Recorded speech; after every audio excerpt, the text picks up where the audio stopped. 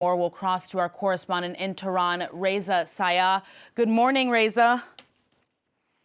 Good morning, Aaron. So Iran's foreign minister will visit Russia later Tuesday. What is the objective of this visit?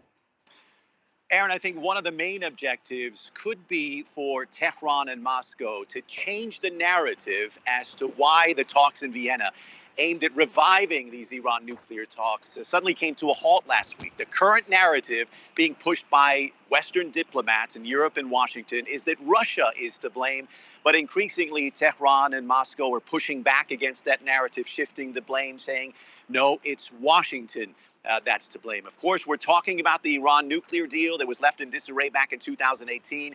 When then U.S. President Donald Trump withdrew Washington from the deal and slapped Iran with scores of sanctions.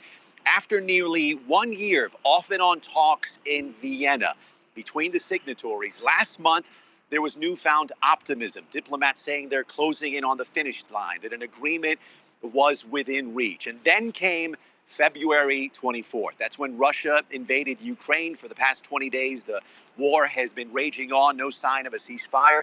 And Washington, in response, has slapped Russia with sanctions. And then all of a sudden last week, these talks in Vienna came to a halt.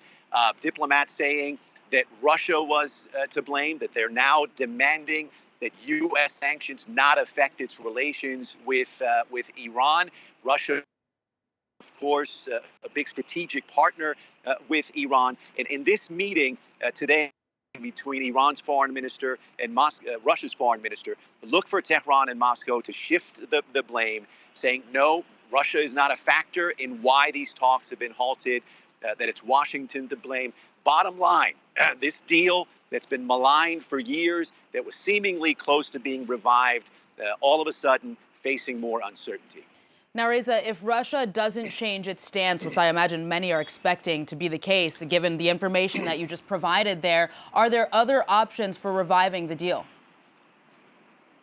That's unclear at this moment. There's been reports out of Washington that there is a substitute deal on the table, a deal that doesn't involve Russia, that could possibly lift sanctions, U.S. sanctions against Iran. That would seemingly be attractive to Iran. Iran desperate to lift sanctions to boost its economy. Iran could start selling oil again to compensate for the oil supply that's been damaged by the war in Ukraine. However, Tehran and Russia have both made it clear that a substitute deal is not an option, that if there's going to be a deal, it's going to include all signatories, including Russia. So Iran, in a very difficult position.